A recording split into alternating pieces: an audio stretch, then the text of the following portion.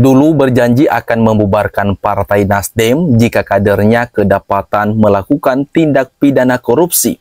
Kini Surya Paloh meralat ucapannya dengan mengatakan maknanya bukan seperti itu.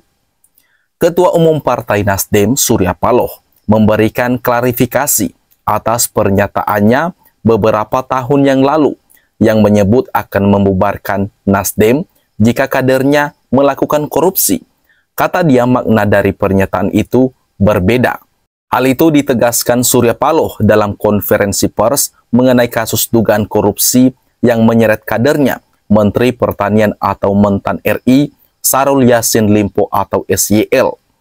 Nggak demikian meaningnya. Nggak ada yang lebih tolol dari ketua umum partai. Bilang kalau ada kader partai korupsi, kemudian partainya dibubarkan. Kata Paloh dalam konferensi pers di kantor DPP Partai Nasdem pada Kamis 5 Oktober 2023. Paloh kembali menegaskan bahwa ucapannya itu salah. Demikian juga dengan maknanya, yang menyebut Partai Nasdem memiliki semangat anti korupsi.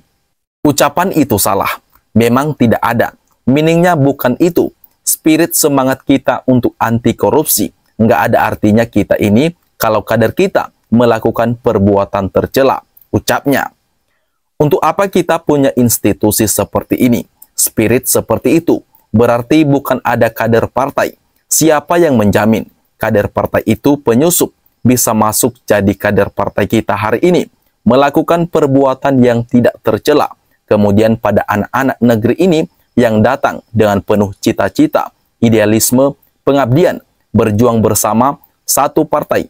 Kalau jadi korban karena 1, 2, 3 orang, ini tidak tepat. Itu tidak benar. Jadi saya intinya mengoreksi, bukan itu sesungguhnya. Pungkas Paloh menegaskan. Sebelumnya diberitakan Surya Paloh menyebut Nasdem tidak layak dipertahankan bila ada kadernya yang terjerat kasus korupsi. Dia mengatakan akan membubarkan Partai Nasdem jika ada kadernya itu melakukan korupsi.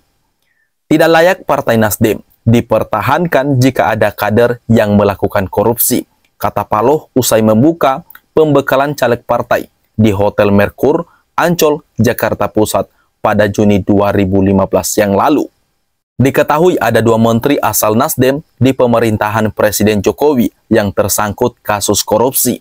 Sebelumnya nama Johnny G. Plate, mantan Menteri Komunikasi dan Informatika, ditetapkan sebagai tersangka pada kasus korupsi menara pemancar sinyal atau BTS 4G Kominfo.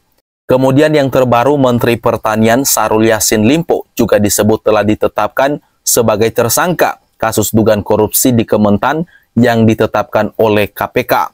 Syahrul juga diketahui telah mengajukan pengunduran dirinya sebagai Menteri Pertanian kepada Presiden Jokowi.